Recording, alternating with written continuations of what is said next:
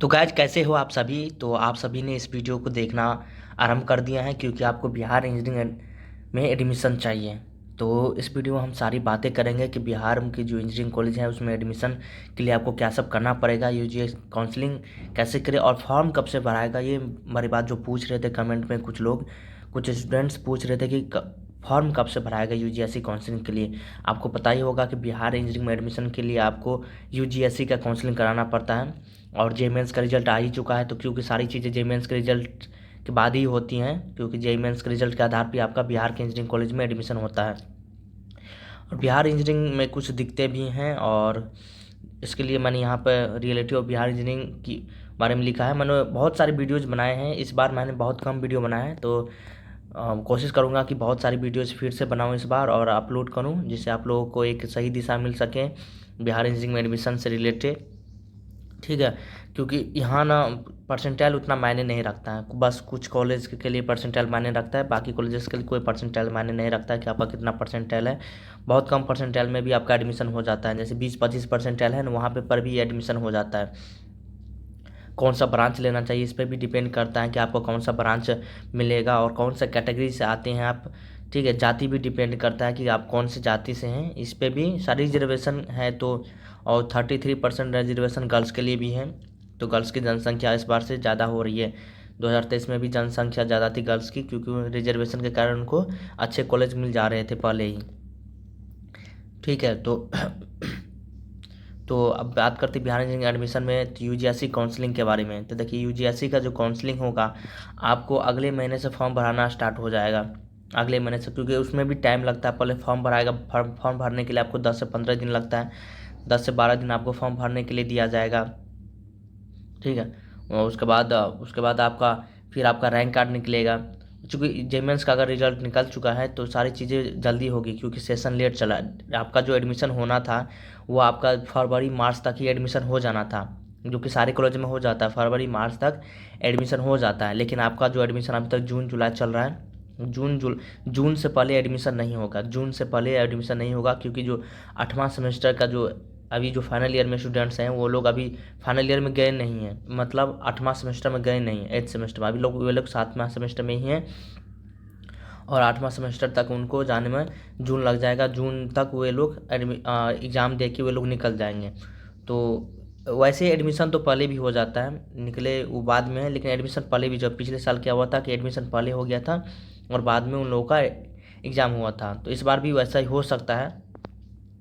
ठीक है, कौन से कॉलेजेस में आपको एडमिशन नहीं लेना चाहिए और कौन से कॉलेजेस में आपका एडमिशन लेना चाहिए, ये सारी चीज़ें बातें आगे करेंगे आगे आने वाली वीडियोज़ में। फिलहाल मैं इसमें ये बताने आया था कि आपका जो फॉर्म फिल होगा वो आपका अगले महीने से फॉर्म फिल हो सकता है, नोटिफिकेशन जारी हो सकता है, क्योंकि नोटिफिकेशन पहले जारी होता है, उसके बाद आपका डेट आता है कि कितने से कितने तक है, आपका सारी चीज़ें आता है कि इतने तारीख से इतने तारीख तक आपका फॉर्म फिल होगा। उसके बाद आपका रैंक कार्ड आएगा, उसके बाद आपका चॉइस फिलिंग होगा, उसके बाद आपका सीट अलॉटमेंट लेटर आएगा पहला उसके बाद फिर आपका अपग्रेडेशन के लिए बोला जाएगा, फिर आपका सेकेंड राउंड का अलॉटमेंट लेटर आएगा। तो ये इतना प्रोसेस होता है।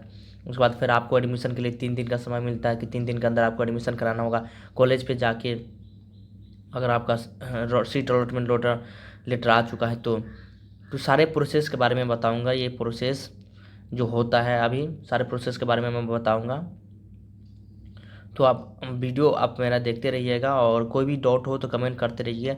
देखिए, आप एडमिशन के बारे में टेंशन नहीं लीजिए। काफ़ी क्वेश्चंस आ रहे थे कमेंट्स में कि देखिए मेरा इतना परसेंटाइल है, क्या मुझे ये कॉलेज मिल जाएगा, इतना परसेंटाइल है क्या मैं कॉलेज मिल जाएगा। देखिए, परसेंटाइल जो मैटर करता है सिर्फ 4-5 कॉलेजेस के लिए मैटर करता है। 4-5 मान लीजिए या फिर 7-8 कॉलेज मान लीजिए, 7-8 कॉलेज, जो टॉप 7-8 कॉलेज है सिर्फ उसके लिए परसेंटाइल मैटर करता है। बाकी कॉलेजेस के लिए परसेंटाइल मैटर उतना नहीं करता है, लेकिन बहुत कम मैटर करता है, क्योंकि अब 25-30 परसेंटाइल पे भी अब अच्छे अच्छे कॉलेज में एडमिशन हो जाता है, 40 परसेंटाइल पे एडमिशन हो जाता है टॉप कॉलेजेस में। तो इतना परसेंटाइल है आपका तो आपको कोई टेंशन लेने वाली बात नहीं है। आपको जो अब मन चाहा आपका जो ब्रांच है वो भी मिल जाएगा। और कुछ ब्रांचेज ऐड भी हुए हैं बिहार के इंजीनियरिंग कॉलेज में, बहुत सारे ब्रांच ऐड हुए हैं, तो उसके बारे में भी आज जानकारी दूंगा, सारी चीज़ें आपको बताऊंगा। तो आप निश्चिंत होइए कि आपका जो फॉर्म फिल करने का जो मैटर है, ये फॉर्म फिल वाला, ये अगले महीने, अभी मई चल रहा है, मई जून में आपका अगले महीने से फॉर्म फिल, हमको लगता है कि इसी महीने में आपका नोटिफिकेशन जारी हो जाएगा और अगले महीने से आपका फॉर्म फिल स्टार्ट हो जाएगा। इसी महीने में आपका नोटिफिकेशन आ जाएगा। ठीक है, नोटिफिकेशन आपको इसी महीने में आ जाएगा, क्योंकि पहले से काफ़ी लेट हो चुका है, तो और आगे लेट नहीं करेगा। तो इसी महीने में आपका नोटिफिकेशन आ जाएगा फॉर्म फिल करने का, और अगले महीने से आपका फॉर्म फिल स्टार्ट हो जाएगा। फॉर्म फिल कैसे करना है वो भी बताऊंगा। आपको कहीं नहीं जाना है, कोई एक्स्ट्रा पैसा पे नहीं करना है किसी को, साइबर वाले को, खुद से ही फॉर्म फिल आप कर सकते हैं। 1200 रुपये लगता है फॉर्म फिल करने के लिए। ठीक है ना, 1200 रुपये लगता है जनरल EBC BC के लिए। ठीक है, जनरल BC EBC के लिए, और SC ST के लिए 700 रुपया लगता है। इस बार कितना रहेगा वो तो आपको फॉर्म जब नोटिफिकेशन आएगा तब पता चल जाएगा कि इस बार कितना पैसा लगने वाला है। लेकिन 1200 रुपये लगता था और 700 रुपया SC ST को लगता था। ठीक ना, क्योंकि इसमें जैसे एग्ज़ाम फॉर्म में भी बहुत सारा डिफरेंसेज हैं। जैसे एग्ज़ाम में आप जनरल कैटेगरी से आते हैं या OBC से आते हैं तो आपको 3700 रुपया आपको एग्ज़ाम फॉर्म लगता है। एग्ज़ाम जब जाएंगे 8 सेमेस्टर होता है, तो 8वें सेमेस्टर में आपको एग्ज़ाम फीस देना पड़ेगा फॉर्म फिल करने के लिए, 3700 रुपया। और अगर SC ST से आते हैं तो आपको 700 रुपया लगेगा, सिर्फ 700 रुपया लगेगा। SC ST से आते हैं तो 700 रुपया। फॉर्म फिल कैसे होगा सारी चीज़ें मैं आपको बताऊंगा आगे आने वाली वीडियोज़ में, तो उसके लिए कोई दिक्कत लेने वाली बात नहीं है। और आप कुछ लोग पूछते रहते हैं कि कितना पैसा खर्च होता है बिहार इंजीनियरिंग करने में, तो देखिए कुछ मिलाकर आपको 4 साल में 40,000 के आसपास खर्च होगा। 40,000 का ये एकेडमिक फ़ीस है, मैं रहने खाने का नहीं बोल रहा हूँ। ये एकेडमिक फ़ीस 40,000 से कम में होता है, मैं ज़्यादा बोल दिया हूँ। प्लस में आपको स्कॉलरशिप, हर साल आपको स्कॉलरशिप मिलता है, हर साल आपको स्कॉलरशिप भी मिलेगा PMS के थ्रू, और PMS के थ्रू स्कॉलरशिप भी मिलता है। 4-5 हज़ार रुपये हर साल आपको मिल जाएगा, तो आपको खर्चा बहुत कम होगा। बात रही रहने खाने की, अगर बहुत दूर कॉलेज आप लेते हैं तो आपको रहने खाने का दिक्कत हो सकता है। अगर मान लीजिए अपने 200 किलोमीटर 100 किलोमीटर आप दूर अपने घर से कॉलेज ले रहे हैं तो आपको दिक्कत होगा ही, आपको वहाँ रहने के लिए खर्चा और लगेगा।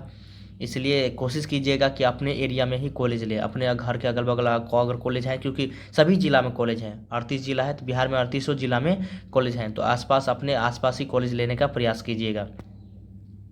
ठीक है, अगर नहीं मिले तो कोई बात नहीं, आप जा ही सकते हैं। उसके बाद आपको DRCC से लोन भी मिल सकता है, 4 लाख का लोन भी मिलता है, 4 लाख का। तो वो भी मैं बताऊंगा कि अगर लोन लेना है तो वो भी लोन आप कैसे ले सकते हैं। हम 7 निश्चय योजना के तहत लोन देता है बिहार सरकार, 4 लाख रुपये का, 4 लाख रुपये तक का लोन देता है। तो अब अगर वो भी लेना चाहते हैं तो वो भी मैं बताऊँगा, लेकिन ज़्यादा खर्च होता नहीं है, तो लोन लेकर कोई फ़ायदा है नहीं। ठीक ना, लेकिन कुछ लोग लोन भी लेते हैं, जैसे मैंने भी लोन लिया था। तो जिनकी इच्छा है तो वो लोन भी ले सकते हैं। और भी कोई जानकारी आपको चाहिए तो कमेंट्स में बताइएगा, मैं रेगुलरली अब वीडियो अपलोड करता रहूँगा इसके रिलेटेड। मिलते हैं नेक्स्ट वीडियो में।